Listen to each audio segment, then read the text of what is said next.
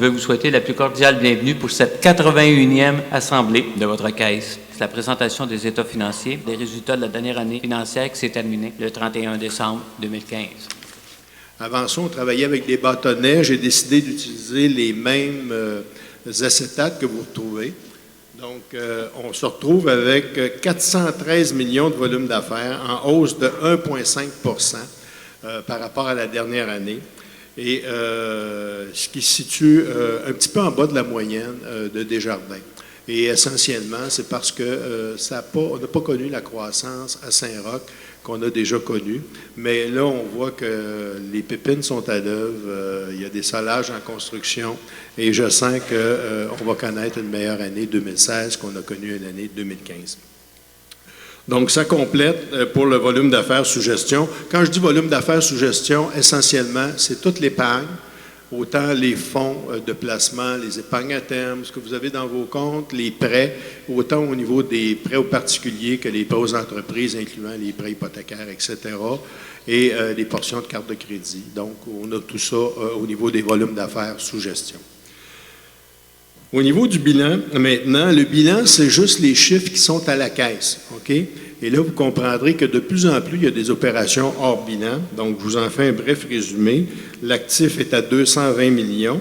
Et donc, il n'y a pas connu de croissance par rapport à l'an passé. Ça ne veut pas dire que nos volumes n'ont pas augmenté, mais on a beaucoup de prêts qui sont aussi au niveau de SCD. Tous les autres prêts qui sont faits via service de carte, tout ça, c'est aussi dans les livres de la Fédération, ne sont pas dans nos livres ici à la Caisse. Vous avez aussi dans le passif 201,5 millions.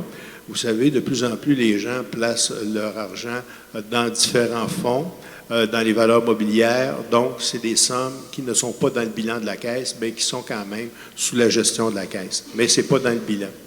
Donc, vous avez cette différence-là. Et finalement, vous avez l'avoir. L'avoir est constitué principalement des réserves de la Caisse. On va le voir tantôt plus en détail. On est à 19,1 millions en croissance de 2,8. Ce qui est un bon signe, c'est plus la Caisse a une croissance de ses réserves ou de son avoir plus rapidement que son actif, ça veut dire qu'elle est en meilleure santé financière. Maintenant, on s'en va à l'état des résultats. L'état des résultats, c'est sûr que c'est un résumé. Vous avez d'un côté 2014 revenus d'intérêt et de l'autre côté 2015.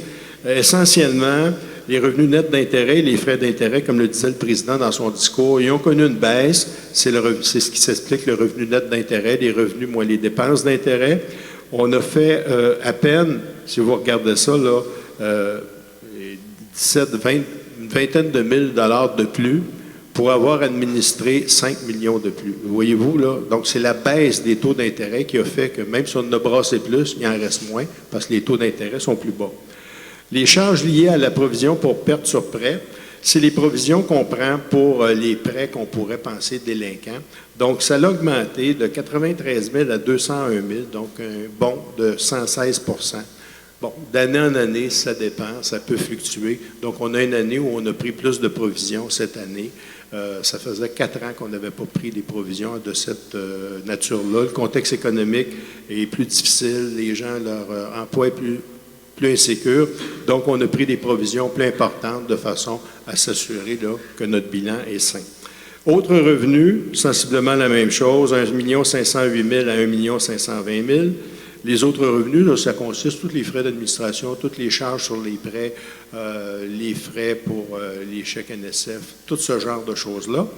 Autres frais, c'est l'ensemble des autres dépenses, incluant les salaires.